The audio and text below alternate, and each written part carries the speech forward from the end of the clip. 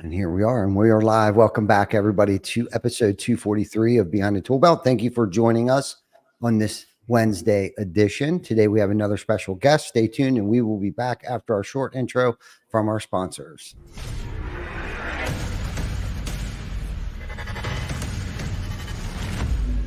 TC Backer. Roofing, siding, windows, gutters, solar. Roofing, siding, windows, gutters, solar. TC Backer.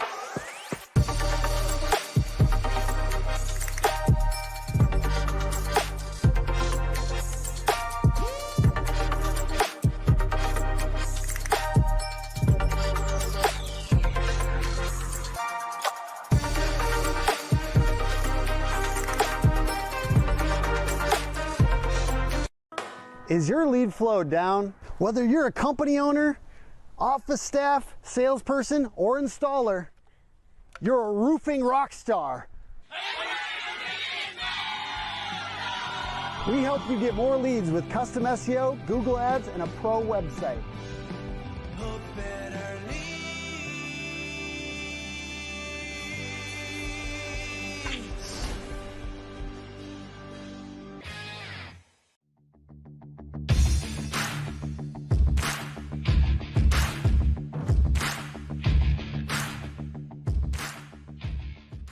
TC Backer.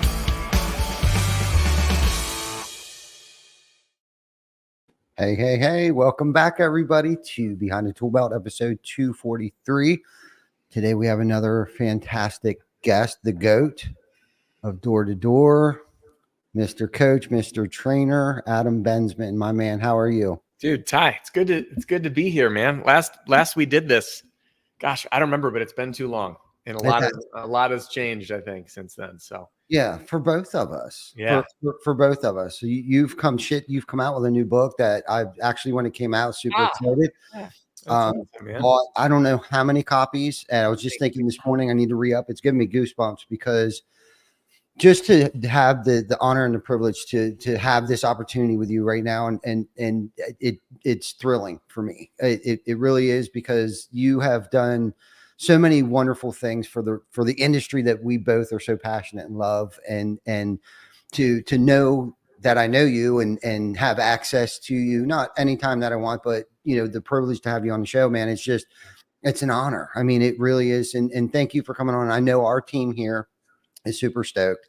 I sent out a group chat last night or one day this week and was like, hey, Adam's going to come on the show. And I know Brian, one of our sales managers, actually reached out to you about coming on the show. And he was kind of like, man, I hope you're not mad at me, but I reached out to Adam and, asked him if you'd come on the show. And he showed me your response. Like I actually have been on the show before. And yeah.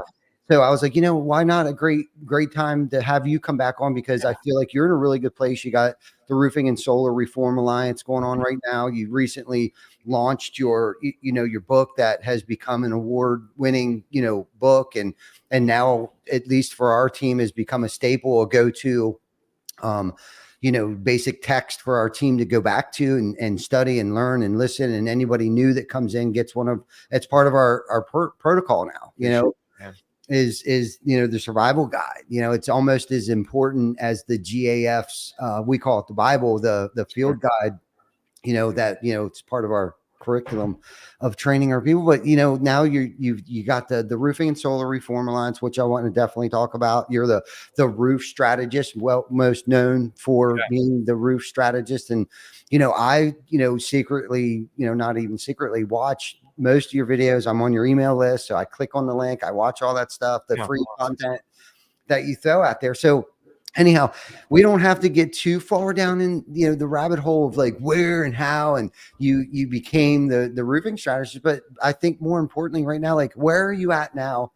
What part of your life and what are you digging and what are you not digging? Yeah. First of all, thank you. And by the way, the comments on the book like bring a lot of joy. It's so wild doing that, putting your life out there, and it's very rewarding to see that it is making an impact. But yeah, what am I driving on? What am I not? Man, I've had this big shift in both all the things combined, my passion, my energy, my time. So all the focus has been into my community and making a transition from a transaction business model, selling my training system, to a relationship business model, working with people to help great roofing companies make a bigger impact together. It has been awesome. So that's what I'm driving on. And it's been really fun to just put blinders on and say no to everything else. Like for most people may or may not have known this, but I took a sabbatical from speaking. I was on the road all the time. And I said, I'm not taking on anymore for the remainder of the year. And it's been really amazing to invest in my community and developing the sales tools that are being released for our members and doing live training sessions and working with owners and working with leaders. So what I haven't been driving on is living on the road. What I've been driving on is pouring everything that I can into this and then building our team to create amazing support and to free me up to do the work that brings me the most fulfillment and as a byproduct has the biggest impact on the people I serve. Amen to that. And you are making a huge impact. So let's talk a little bit. You said, the traveling, I mean, that takes its toll on everybody. I mean, I think we can all relate to that. And I think from the outside looking in, it doesn't seem to be that grueling, but when you're jumping from, airport to airport with layover to layover to convention center, stage to stage or whatever, it takes a toll on the human mind and body. And there's so many other things that suffer your family and you personally, mentally, physically, and the toll that it just takes on a human being. So woe is me, I guess. But so you decided to take a sabbatical. What was that pivoting point? What was that thing where like you just saw this huge gap? Like, hey, we're going to create this roofing and solar reform. I'm going to put the blinders on. Like, what was that? What happened? Was there something on the road that changed your mind or what? It was a lot. It was a combination of things that came to a head, and they came to a head at 1 a.m. I was out east. I don't remember what city I was in. It was before an Owens Corning event, and all of this stuff was stacking up for me. One, I started to get messages from people that were using my sales system. It was often sales reps. And I didn't hear good things. Sales reps weren't getting paid. Homeowners weren't getting taken care of. Even one situation, liens were getting placed. The same drill. So I'm like, man, I wish there was something I could do. My old model is you bought my thing, you had my thing. And like so that was weighing on me. Second thing that was weighing on me is I felt like I just spent all my time selling my stuff. And like, I know I'm a sales trainer, but what's funny is like, if you said, what would you do all day that would bring you the most fulfillment? It would be creating content. I mean, this book, Rick Rubin's book, The Creative Act, is like my current, this changes, as I'm sure we all know who get into books. Like if I could just stay in my creative lane where I produce amazing content for my people, that's what I would do all day, teach. And I ended up having to spend all this time on like sell. And I didn't get to work with people. And so I wanted to make this transition of like, man, I want to get in the trenches and do the work and really create community. And I know as a business owner, I get lonely, man. Like, who do you talk to about the stuff you're going through? And you know that there's other people that are going through the same thing and have solved the same problems. And I know that there hasn't been the type of community. There's plenty of communities out there. There hasn't been the type that's like, we're all in this together with shared value to come in and peel back the curtains of what's working and what's not. And then the final piece was my mission. I haven't shared this publicly, but I'm starting to now. By the way, thanks to Eric Oberempt, who's like, dude, you got to do it. So anyway, there's lots of things I'm sharing more of. One of which I remember I wrote down on my whiteboard in my office. Here's my new office, or newer office. I have this whiteboard next to me, which I just cleared. But anyway, it's usually full of things. And I wrote on there, when we first started the channel, we'll become the #1 most followed sales training in the industry, which I thought was a moonshot. And then I had my tagline, like, to help you and your team smash your income goal and give every customer an amazing experience. And then I was like, well, we did it. We became the #1 most followed. And then, helping people smash their income goal and give every customer an amazing experience is a big mission. But then I wanted to go bigger. So I was like, how do I create a thing that allows us to make an impact on homeowners directly? And this name, the Reform Alliance, popped in my head at 1 a.m. By 8 a.m., it was 8 a.m. and for the team's time. The next morning, before I spoke, I called an emergency team meeting. And I was like, guys, I have this idea. We're going to completely reinvent how we do business. And they said, let's do it. Fast forward 3 months from that point, we launched an entirely new brand, a consumer-facing website, our private community app, and rebuilt everything, and then did our final sales push for our old program. Had the best month in the history of our business, and then the next month closed it down because I'm all in. We still have people reach, can I get your program? Get your program? Like, you can join. And if it is application only, so not everyone's approved, but you can apply to join. And it's upset some folks, but I get it. Can't make everybody happy. But yeah, that's what changed, man. And it was really, some people tell me it was the dumbest thing that you could ever do is take the business that had the best month ever and then close it. And to me, it was the proudest moment because I went all in on what I believe in and making a difference. And it's been wild. We're seeing homeowners that I have literally a video interview. I went to a contractor who's part of RSRA who earned a customer, and they chose them largely in part because their affiliation with RSRA. And why they chose them, even though they were more expensive, all of the things that we deal with as a contractor as an objection, they ended up choosing him. And I've had a couple of folks who are dealing with shady contractors that found us online or reaching out to us for help. We have a written testimonials from homeowners like, hey, I got your direct letter in the mail, and I chose you because you're a member of RSRA. We just referred a couple of our members because they reached out and said, hey, do you have anyone in this area? So, and by the way, we're not a lead gen source. I just want that to be clear. Like, that's not the purpose of it. The point is we're catching the attention of homeowners. And this was born March 1st, so with what we've done to date, like it's exciting. So yeah, all of that was the combination of things that came to a head and just resulted in a huge pivot to how I wish to continue serving our community. Yeah. No, that's amazing. Very bold move. But I think as an entrepreneur, as a visionary, all those, fancy words with us, sometimes I think once we get so fixated in our heart and our soul, we just feel like, this is the way, this is the direction, this is, and if it sounds like to me, like, there's a core, right? We have core values. We have personal, professional core values. It really sounds like you really just wanted to solidify and galvanize like that core. Like, let's get back to the basics here. Like, the whole point of why I wanted to do this was to have an impact. Great. Yep. We did the moonshot.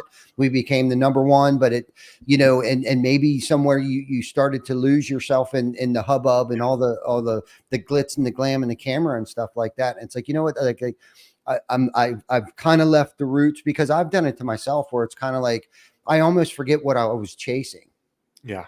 Kind of thing. And then you kind of wake up 1 o'clock in the morning and you're like, what are we doing? It's like, I got this idea. Let's get back to our roots. This is our core. Let's have an impact on the community, even on a deeper level, not such a superficial, how many followers, how many likes, how many viewers, although you are impacting people. But I think at least for me, I you know, like it's no different than the podcast. Not that this is even at the level that you're at.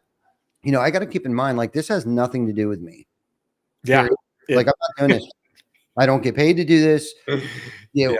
I just this is for you and our listeners and viewers, Right. and what they are going to gain from this. And when that starts to happen, miracles start to happen when you gain selfless interest in Yeah. other things and other people. And it sounds to me like that you had that moment of clarity and that epiphany. Like, listen, our goal is now this very bold move, but it sounds like it is. I see it doesn't even sound. I can see that you're making a difference, and I can see the impact. I can see the light in your eye, like the sparkle and the glow. Like, you have this glow, like, I'm on a mission. We're doing good. We're having impact on the industry. And quite frankly, you're changing revolutionizing the industry, and one of not so many trailblazers that are doing it the right way for the right reasons. And that's why you're so successful. The silver bullet is giving, right? First and foremost, all the free content that you have always put out there.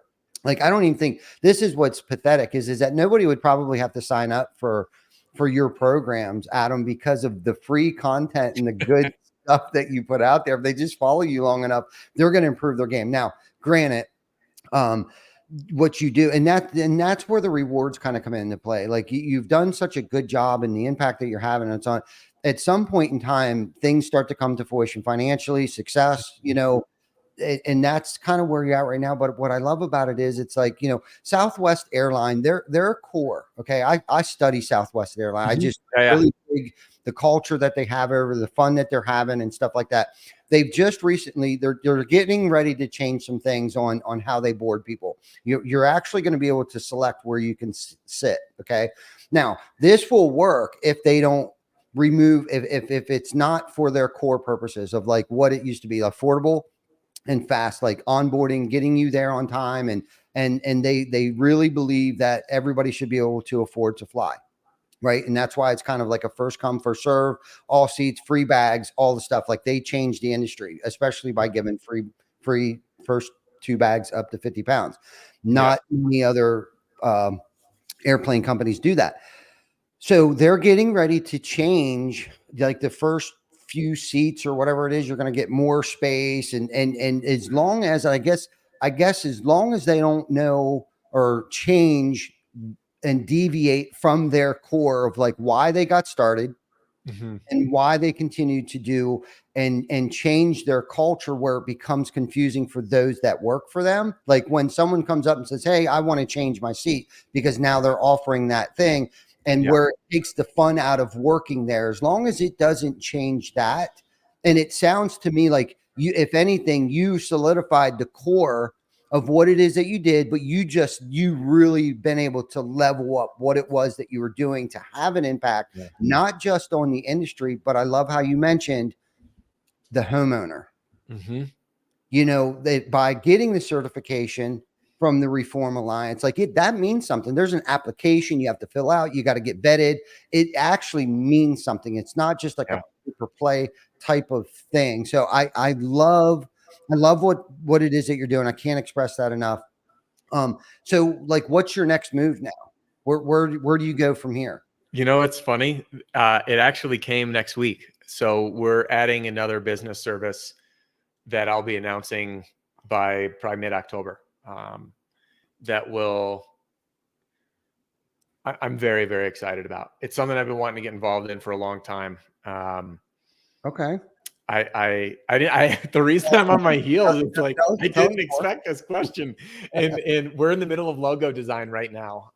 So I can't share too much, but what I will say is this, to add to what you've said, which kind of ties into this new thing I'm doing. I doubled down on my values is really what it comes down to. And I've received some slack. I get people that are upset that I change, and they say that it's too expensive. And the way that I respond is this. I've put together an organization that, being membership only and application only, means that we're in the trenches together. And I don't want someone who's a budget-minded person who's looking for a transaction. You're not a good fit. I believe our rates are incredibly affordable, starting at $9.97 a month. And if people say it's too expensive, I know that this might be a unpopular opinion, but my opinion is you don't yet have a roofing company. And that's okay. Use my free content. My goal is to help you make so much money that you want to grow into joining this thing. And people say you're an a-hole, blah, blah, blah. No, I'm not. If you don't have $1,000 a month, you don't have a roofing business. Because if you don't have $1,000 a month, my next question, how are you making payroll? My next question is, how are you taking care of your customer when things go wrong? Because $1,000 doesn't even cover the 4 tires you got to buy for the BMW that caught one nail. And if you haven't had that happen, you don't have enough experience. Mm-hmm. So part of this is to keep the wrong people out. In fact, I've sadly had to let go a member who's a deep relationship of mine because I discovered the financial situation they were in. And I knew that if they were to go under, they would take down all the homeowners whose deposit checks they had.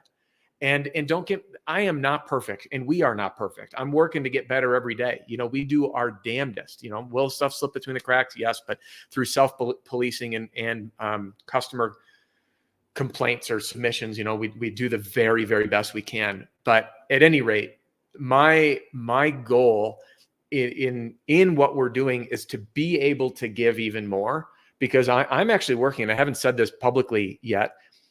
Although my sales training is available exclusively to members, it's getting evolved too, because I'm teaching people not only how to sell, but how to sell as a member of our SRA. And we're developing tools that our members can use, both daily sales tools, because people can say they're better and different every day. And I shouldn't say every, but probably every roofing company says we're better, we're different, we have a better service, better product, better warranty. But then the next guy's saying we're better, we're different, we have a better service, better product, better warranty. But the minute that you just show up and say, hey, we're a member of RSRA, less than 1% of contractors are in there. And it's actually less than, I think it's like 0.05%. I have to double check our numbers against 100,000. But the point is, if it's a few hundred companies working together, and that is a very small amount. And then you can say, hey, we've all taken this pledge. And by the way, here's consumer resources. I have a guide that's on the website. Anyone can see it. It's on rsra.org. That's called Sniff Out the Scum, the Insider's Guide to Choosing the Right Roofing and Solar Contractor. So now our people have the ability to use all this with that endorsement. So now we're the ones saying you're better and you're different, not you saying we're better and we're different. So anyway, to tie back to what's coming next, is my goal, if you look at what I do as a business, is to help people from all walks of life, from the salesperson who doesn't even know they want to get into roofing yet, to the new salesperson, to the seasoned veteran, to the owner, to the guy that just left because his company screwed him and now he's doing his own thing, is to be the resource that you can turn to, that I can give away so much, because the sales training is this much of what I do. I'm reinventing who we are, what we're known for.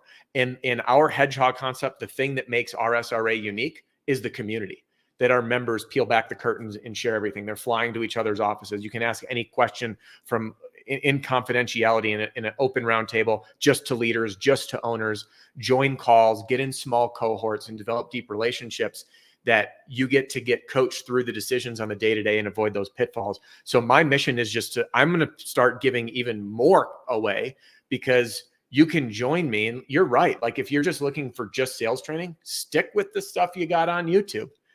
You'll do great. Now, there is a whole lot more, and you get a full system, and no, they're not identical. I get that a lot. You know, the difference is having a start to finish turnkey model that you can plug people into and get them trained up in 9.5 hours, and all the marketing material that you get. But besides the point, my goal is to make people so much money. They say, hey, I want to grow alongside you, then join us in the trenches, and then work alongside not just me, not just the members, but Deshaun Bryant, Jim Aline, John Cenac, Cody Landels, myself, and then again, the other folks that are contributing. So the next thing I'm going to be doing is helping people elevate their journey. And I'll just share that for now, and doing something that I think the industry is in great need of. And I'm very excited to announce it. So it'll come soon. I wasn't prepared. I wasn't prepared for it, man. That's the problem, or the good problem, I guess, of going live. You know, we're not edited. This is love. This is raw, live, and cut. Yeah, and I love it. I'm excited. I'm excited for you. I can see the enthusiasm. You were talking a little bit about, people that are, new to the industry and Yeah. things like that. What advice would you give somebody that is, thinking or getting ready to start a career in the roofing industry? What advice would you Oh give? man. So this is a good question. I've done quite a few videos on my YouTube channel on advice for new sales reps. The is it the good, the bad, the ugly? What I wish I knew when I got started. So I have so much advice that it's hard to pinpoint like this is the golden thing. But if I were to grab someone that's like considering, let's look at the people that are considering a job and the people that just got started. If you're considering a job, the answer is this industry is stupid simple, but it is not easy. And there's a reason that most people quit, and it's because they don't have the mental fortitude to stick through the unpleasantries that you are required to face from the outside, from the lack of validation, because you'll be working for days and getting nothing. So many people quit, and from having to face yourself. And that's the scariest demon for most people, is the requirement in this career, which I've not found in any other industry or any other career path, is your baggage that you bring from home comes to work. Your childhood issues, trauma, blockages come to work.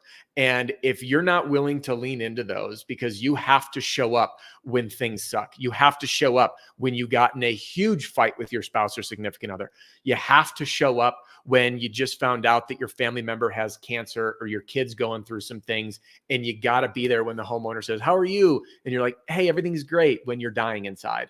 And that level of discomfort is far more uncomfortable than bad working conditions physically. And one of my favorite, I heard this old fable years ago. I don't know who to give credit to for this, and I don't know if it's true, but the fable tells a great story. And it's a roofing company ran an ad saying, earn $200,000 a year shoveling chicken poop. So they get all these applicants that come in, they sit at the table and say, "Hey, great. Thanks for coming in to learn about all the money you can make in our company. I just want to start some things off. I have good news for you. You don't need to shovel chicken poop. All you need to do is go knock doors," and everyone gets up and runs off. And the analogy there is that so many people would be more willing to deal with physically disgusting conditions like shoveling chicken poop than dealing with rejection in themselves, their own inner demons, showing up at a stranger's house, knocking on a door. Even if you're in retail and you have set appointments and you're showing up, there's still the level of rejection and a level of grit that you need to survive in this field. And for those of you that are thinking of it or that are new in it, like if you want uncommon results, which in this case, let's call it an income, because no one comes into roofing sales for the prestige. No one comes in there so they can go sit at the bar. "What do you do?" "I'm in roofing sales." Like, that's not why we do it, right? We do it because the lifestyle it creates. So if you want uncommon results, you got to do uncommon things. And it's uncommon because people aren't willing to do it. But if you can learn to turn that into a game, because it's personal development in disguise, you have the ability to change your life. And it doesn't matter where you came from, whether you just got out of prison, whether you just got sober, whether you finished high school or not, whether you have any sales experience, or whether you know what a shingle is. You can do this. You can learn this business, and you can do it in under a year. And the learning curve is short, and the earning potential is stupid. And if you believe in yourself and you have people around you that believe in you, there's no reason you can't make it happen. Man, so good. So good on many different levels. Your entire spiel there. I mean, I love how you said you always have to suit up and show up, right? And that goes into the old, fable, is that, there's never usually any work related issues. It's a personal issue brought to work with you. And it's so true. I mean, on any level, at any level, wherever you're at, whether you're the boss, the manager, the sales rep, you mentally have to suit up and show up, which leads me to a question from Kevin, who's on our team. He's asking me right now, is like, do you have a pre-game routine when you're in the car before you go knock a door? Yeah, man, mindset's important. So the answer is, I have experimented with a lot, and I don't think it's appropriate for me to say this is the way. So there are times that what I need is motivation, and I'm going to listen to pump up music. And that'll change, by the way. I go through phases where it's like, I'm listening to rap. by the way, it's so funny when I'm like at my events, I'll play rap. You're like, I didn't expect you to listen to this. I'm like, oh, I freaking love gangster rap. And I'll listen to metal, and then I'll listen to electronica. So anything that kind of amps me up. Other times, what helps me is actually breathing techniques. If you haven't read the book Breathe, I don't think that one's on this bookshelf behind me. Breathe by James Nestor. Breathing techniques are important to just center yourself. I mean, it's a form of meditation, and sometimes you just need to like zen out, and just be present, ready to go. So that's a powerful technique that you can play with. And the other one is reciting your goals and your why. And I, to this day, like there's times I wake up and I'm, man, if I'm not doing my creative work, I get grumpy. My wife teases me because she says I'm like Goldilocks. I want everything to be perfect. I'm like, yeah, and what's so bad about that? So it's like, man, if I can't do my creative work and like build things and create new content and enhance our program for our members, I get grumpy because like I'm not moving in my head, moving forward. And there's days like that, there's weeks like that. But what I do is I look through my goals and why I'm doing this as a reminder that it's not all glory and it's not all fun. So remembering that why, and I'll give you one last example. It was Kevin, right? Yep. That asked. So Kevin, there was a sales rep. I don't remember his name. I share his story in my book. He came up to me after a training event in Minneapolis. And he said, his voice was shaky, almost in tears. He's like, how do you get the courage to go knock doors? And I said, man, why are you doing this? He says, well, I want to be able to help my mom out. So he's a young kid. And I said, what were you doing before? He was a gas station clerk. No dad in the picture, living with mom. Both of them are contributing to the household. And he says, it's really to help. I want to be able to support my mom and I want to make a difference. I said, here's what I want you to do. Next time you pull up in a neighborhood, I want you to visualize your mom outside the window saying, come on, honey, you can do this. Do it for me. Even saying that now, like, makes me want to tear up. Yeah, and I'm like, imagine showing up. No one gives a shit if you made money today, man. What are you doing it for? What's the reason? Mm-hmm. And if it's because your mom and you're supporting her, like, imagine her. Now you're knocking doors for her, not yourself. And it's much easier to do selfless things when you don't want to. It's a practice that I have. When I'm feeling absorbed in my own pity party, I try to get out of my head and do something nice for somebody. Yeah. Same thing with knocking doors. So anyway, Kevin, I hope that answers it. And if it doesn't, fire away with more. No, I love that. That was a great response. And, and you were talking earlier too, this isn't, glamorous and not a lot of people want to brag, I'm a door-to-door salesman or I'm in the roofing industry. And I'm proud of it. I'm proud of the fact that I'm in the roofing industry. I'm grateful that the roofing industry has found me. It has been our vehicle. And honestly, at this point in time, it wouldn't matter if we were selling tires. Mm-hmm. Getting back to the kind of the core thing here is that it has allowed us to be the vehicle to impact other people's lives. Yeah. But what's cool about it, it's not easy, right? And the metaphor here is that, nothing is easy if it's worthwhile and is going to create a positive impact on your life, right? Like whether it's dieting, whether it's working out, all of this is very uncomfortable. So what it has done for me and anyone else that has been successful in the roofing industry, door to door, sales aspect of things is that it's very uncomfortable and can be very uncomfortable, but it will push you outside your comfort zone, which is what we all need, is that nudge outside of our comfort zone. And nothing good comes out of sitting on the couch, right? But and it's so simple. Just go knock 100 doors to get 10 leads. You know what I mean? Or whatever the numbers are, the numbers change. And it really depends on if there was a recent storm or if you're doing it for retail. The figures and the numbers change, but what I love about this industry, anybody can do it. Anyone can do it. You just got to have the motivation, the courage, and surrounding yourself around the right people that will help motivate you to do it. If you have a team of like-minded salespeople that are out doing it and you see that they're successful and they're having fun with it, like that's the thing I think we can't forget, even though we'll get rejection after rejection after rejection, but we have some sales guys that are pretty new at this and pretty young, but I see them having fun with this. It's almost like a game. It has to be.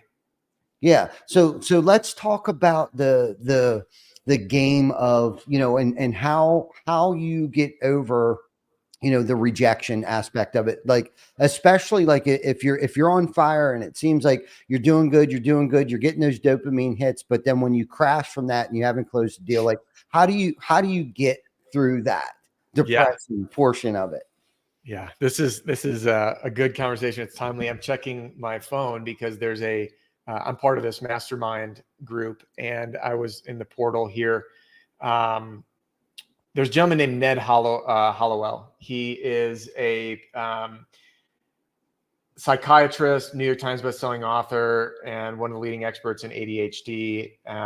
By the way, he was a graduate of Harvard, and he teaches entrepreneurs how to cope with ADD, because most of us have it. As, by the way, salespeople are an entrepreneur. Salespeople also frequently have ADD. Now, I'm not a doctor. I'm not diagnosing anybody, but I think that anyone who's tuning into this is probably like, yeah, that's me. And the epiphany I had in our internal team chat at RSRA, we have a Slack channel, and it's called Daily Motivation. So we have a culture where we're investing in ourselves. And as Evan Carmichael, who's also a member of the mastermind I'm part of, I like what he says in his videos. He says, you need to feed your brain a daily diet of positivity. I was like, man, I never thought of it like feeding your brain, like the language that Evan Carmichael used, feeding your brain a daily diet of positivity. I go to his YouTube channel for a lot of positivity as well. And I recommend other people do too. And with this daily positivity, it's as Brian Tracy calls it, it's the rudder of the day. It's how you start your day that makes a huge difference. So that's number one. Number two, tying back into the Ned Holloway piece with, or how I screwed up pronouncing his name. Hollowell. No, yeah, I was right. The epiphany that I had when I was watching this presentation he gave was that folks with ADD look for a challenge because it's not boring. But we have to find the right kind of challenge. So you get a choice, and I share this in my book, to do what you're passionate about, which likely won't work and lead you to a dead end, which it did for me, or you can choose to be passionate about what you do. And that's what I've done, is made the choice to be passionate about what I do. So I think it's a combination of a lot of things. Of one, feeding your brain a daily diet of positivity. Okay. Number two, having a deep why, because a why will carry you through things. If you want a book recommendation on that, read Viktor Frankl's book, Man's Search for Meaning. That is, in my opinion, like if you want meaning in your life, read that one book. You don't need anything else. Number three is latching onto this challenge, as you just put it, Ty, as a game. Because with folks that struggle with ADD, games, you're never going to win all the time. You're going to have setbacks. So when I screw up, I just think to myself, oh, well, shit, I just learned a way that doesn't work, and then you go on to the next one, and you can't win it all. But when you start to make it a game, we need to track things. So if you can make it a game to say, hey, for every X number of doors I knock, I get X number of inspections. What's your next win? Make that number better, right? Hey, today I knocked 60 doors. Do better tomorrow. Knock 100. So when you can start measuring things, it allows you, just like, man, I nerd out when I get into stuff. My whole family makes fun of me because I don't dip the toe in the water in anything that I do. Maybe that's because maybe that's the addict in me, right? Like, it's like, I don't dabble. I'm in, right? It's why I'm sober. But anyway, when you can just go all in and turn the daily chores into daily games, then you're creating a dopamine hit without requiring external validation from someone else to give it to you. Wow. I love that. And you're right. You got, I was just having a conversation with my daughter. I think it was on Sunday, actually Monday. Monday was my birthday. So happy birthday. Oh, happy birthday. Yeah. Yeah. Thank you. Thank you very much. I'm 38. I actually just celebrated my 10th, 38th birthday. So, but I was telling her about, the content that I absorb on a regular basis of, I get to choose what that content is. And I choose to listen to, positive podcast. I listen to books nonstop. Not that I don't listen to music. Music is a big part of, of me finding centerment, getting pumped up, whatever. It's definitely a mood elevator for me today. I use music a lot for that, but I get the choice to educate myself on very specific things and the things that I want to listen to. I listen to, micro media outlets. I don't listen to big, news media outlets and stuff like that. I have to stay out of that, and I think a lot of people don't understand that they actually have a choice. Like, you can shut the TV off and pull a podcast up. Yeah. And take in the content. And after a while, I don't notice it right away, but the behaviors. I read a book every morning, and it's called The Daily Dad. It's by Ryan Holiday. And I caught myself after a year of reading this book, and I'll continuously read it. There's 2 books I read every single morning before I start my day. One's called Daily Reflections. And the other one is The Daily Dad by Ryan Holiday. And I caught myself, I took my son fishing last week, and I caught myself stopping myself before I spoke.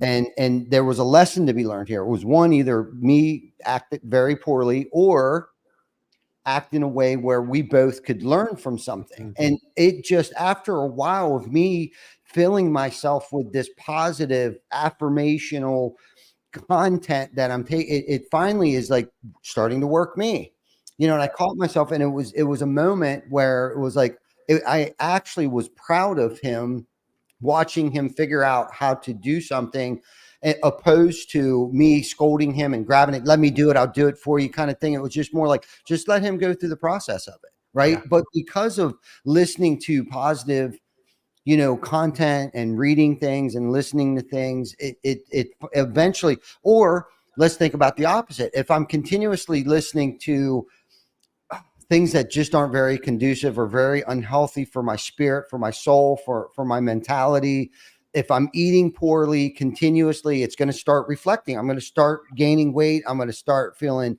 lackadaisy. My motivation won't be there. But so I think we've all got to have experienced that over the years.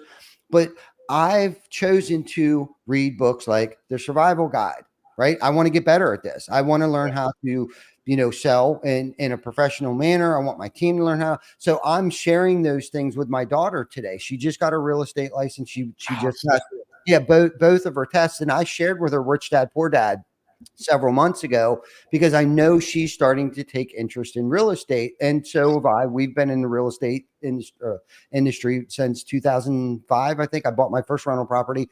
So I've been in the real estate game for several years here, and I see her taking interest in it. So I wanted to share with her some of the things that I've picked up. And I told her about, like, just be cautious of like what you're listening, the content that you're taking in, what you're absorbing. What atmosphere, those people that you're surrounding yourself with, are they leveling you up? Are they pulling you down? I hope I'm not boring you. No, you're not. This is the coffee crash happening. It's not you. I apologize. I'm just kidding. It'll be me yawning next. But it's just funny because I don't think we actually realize that our outside environments can affect us internally, and not to go down that rabbit hole. Anyhow, I love what you were saying, those positive affirmations to try to get those little dopamine hits, because as a recovering addict myself, I need affirmation. I need those dopamine hits. I need that encouragement. I need that motivation. So this leads me to my other question.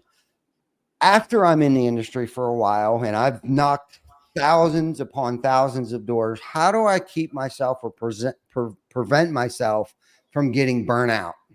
Yeah, man, this is something we could probably talk about for hours. There is part of me that feels like a hypocrite sharing this, because I have burned out probably 5 times. And burnout was the main reason I left the industry the first time. And that was for me. I was the chief operating officer of a company with offices in 5 states, 6 different cities. And I literally purchased my home next to where I moved our office. So our office in the Madison metro area was in Wanakee, for anyone who knows the area. And I was like, man, I got to drive all around the lakes, 45 minutes. I'm running the office. Is it cool? I moved it. I got set up. I purchased a house a mile and a half, 2 miles, something like that from the office. And then I realized, I'm like, wait a minute, we could run I realized that all of our offices were run like fragmented. They weren't consistent. And I was like, we got to corporatize our process. We don't need a separate office manager. We can run through one location. We can do all routing of phones, all dispatch, everything. And this was early when CRMs were just starting to enter the market, which I know this was like common knowledge now, but it wasn't then. Mm-hmm. And our corporate office was an hour and 45 minutes from me, which meant I had an hour and 45-minute commute to work every morning. Wow. And then hour and 45-minute back, floating the whole state. And then also working in Illinois in our office there, also working in Indiana, also commuting to Montana for our office. And I was just on it all the time. And that's when my drinking was at its worst. By the way, that is not a victim thing. That's not saying roofing did that. I made every single one of those choices, but I made a series of crappy choices. And those choices were, I chose work over everything else. You know, I let all of my relationships go because I was either working or too tired to go do anything. I shouldn't say all. It might be a little dramatic, but you probably get the idea. Like, I didn't see people because I was working. I drank every single night, and I would justify drinking to fall asleep. I didn't work out because I was too tired from work or too drunk in the evenings, and then felt like shit in the mornings. So all of the things that I was seeking to create escapism destroyed any semblance of a possibility of having balance. So first, I just want to share that story, that I'm like not a saint, and I can't sit here being like, look, man, I got it all figured out. Come do like I do. No, I'm not that guy. I can't. There's other things I can, but not this thing. What I can say is I think it was Dan Sullivan in one of his books. It might've been, I could be misquoting, that he said that there's no such thing in life as balance. No, Gary Keller from the book, The One Thing. Wrong attribution. So there's no such thing in life as balance, because when you're at work, you're not with your family. When you're with your family, you're not at work, and you should be present with where you are. So life is a series of counterbalances. And in this business, we have seasonality where it can be a little lower in busyness to then like you're working the minute your eyes open till the minute you go to bed. And we need to create systems for us to stay sane through the difficult times. I'll share a few that have worked for me. Again, I'm not a saint. Number one, you have to pre-schedule your trips, because otherwise you end up filling every single minute with work, and then there's no time for anything else. And I would always like be afraid of commitment or a trip or even a weekend off with my wife going to see a buddy, that it just wouldn't happen. And I'd push it and I'd push it and I'd push it. So now, and I do practice this to this day, I pre-schedule all of my personal things. You got to have a life. I know that we live in hustle culture and there's some truth to it, but you have to have some sanity. So pre-scheduling out your trips so they actually happen, and then you build work around that. And that's been a big mindset shift. So the things that you need to do to take care of yourself need to be scheduled first, and then fit work around it, which is going to be the opposite advice of a lot of other people that tell you you should be working or you're a giant pussy, right? Work every minute of every day or you're worth nothing and you're a piece of shit. Like, that's just not my style. Like, I think that we need to refuel. The other thing is being cognizant of the fact that drugs and alcohol are prevalent more than normal in our industry. And I think I've never seen it go well for people. I've only seen it progressively get worse. And you just have to be prepared to ride the wave of it's crazy busy to it's not busy. And if you can find the things that help you recharge your batteries and make those a commitment to yourself or others, like, I'm going to be with my kids when I put them to sleep. I'm going to work out first thing in the morning, or I have an appointment with myself at the gym at 4:00 or whatever the time is for you with your schedule. 4:00, if you're going on, can be a horrible time to go to the gym, but you get the idea. Like, you have to set those as a priority to take care of yourself, because this industry, maybe that's one reason addicts fall into it, because this is the most addicting business ever. Like, the more you put into it, the more you get out, and you just got to be careful of not getting in over your head.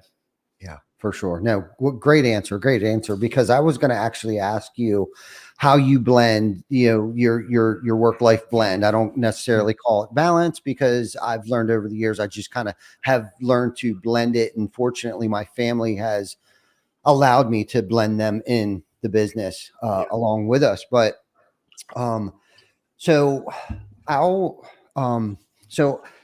since you all but answered that question, before we get off here, because I know we have a hard stop I usually like to ask this question. It's usually selfish. Like, so in the morning, I talk briefly a little bit, like I read a couple books before I go outside, and you already touched on like the work-life balance stuff like that. So you can actually throw this in there a little bit. You know, cause you were talking about how you recharge your batteries and stuff like that. So you don't get burnt out. And I think that plays a huge role in not getting burnout too, of having that intentional time with your family. I think for me, that's how I relax. I'm with my family, and I'm very intentional about that time when I'm with my family, whether it's fishing or we're wherever we are doing whatever it is that we're doing. I try to be super duper intentional. And this past weekend, I got to spend some time with my family, and I feel very rejuvenated. Come Monday was my birthday. I came back to work on Monday. I got what I needed. I'm back. I'm ready. I know it's just another day. And I too, of that hustle culture, I grew up in that. But what do you do in the morning? Is there a certain ritual? You get up before everybody and you have your cup of coffee before the noise. But what do you do to put that armor on so you can go out and be amongst the human beings out in the world? Yeah. You know, what is there something that you've done over the years, something you currently started to implement into your routine? What is that? Man, I am, what I love doing is getting obsessed with something and trying that. And then I change it and I see what I like. So over the years, I've done everything from waking up and meditating first thing. I don't like that, so I don't do it anymore. I did it for many years. And then I got in a routine of journaling first thing in the morning. And that was fun, but I felt like it was forced. I don't like doing things that I feel like I should do. I do them because I want to do them and they fuel me. Then I did a routine for many years, which I did videos about. I woke up, first thing I did, go for a run. And now I got into calisthenics. I'm nerding out on that. But anyway, so my current routine is more about fueling my biggest shift lately has been focused on my morning for my mental health. So the way that I spend my morning, I wake up, I don't set an alarm. I used to do the wake up super early and crush the day out. And then what I end up finding is then I get obsessed and I'll work for God knows how long. And it wasn't good for me in many ways. So I wake up naturally, and that's generally between 5:30 and 6. I do some deep breathing work, and then I make a cup of coffee, which I stopped caffeine for a while to help get a lot of the reasons I got sober and anxiety under control. Now that I do, I'm like, oh gosh, I love coffee. So 1 cup a day. But anyway, so I go out on my back deck and I get some sun, and I bring my journal out there and I put something in my brain. So I drink my coffee and then I nourish my brain with either some daily motivation or like the mastermind I'm part of, Genius Network. I log into their portal and I consume things that fuel my excitement for the day. And then I just sit. Like this morning, for example, it's funny. I normally never take pictures. I'm terrible at this. But like I'm sitting out on my deck and like I see I came out there because this was a sunrise. I know it's probably going to show up terribly, but like how amazing. I'm sitting out there having a cup of coffee, looking at the sunrise over the mountains and reading, learning about ADD and understanding myself and journaling. And then I make breakfast and start my day. So it's not really like magic sauce, but it works. No, and it really isn't. You know what I mean? I think I heard the first time I ever heard, stacking wins and stuff like that was, I can't remember. It was either a book I read or Mike Claudio talks about win fast, win often. And I kind of just started running with this, stacking wins as soon as I wake up. And as simple as it might sound is I feel like the first win of the day or morning is me just opening my eyes. Yeah. Yeah, it is. Yep. I'm able to open my eyes. I can put my feet on the floor and I'm taking a sober breath. Right. So right there, I've just stacked 3 wins right out of the gate. You know what I mean?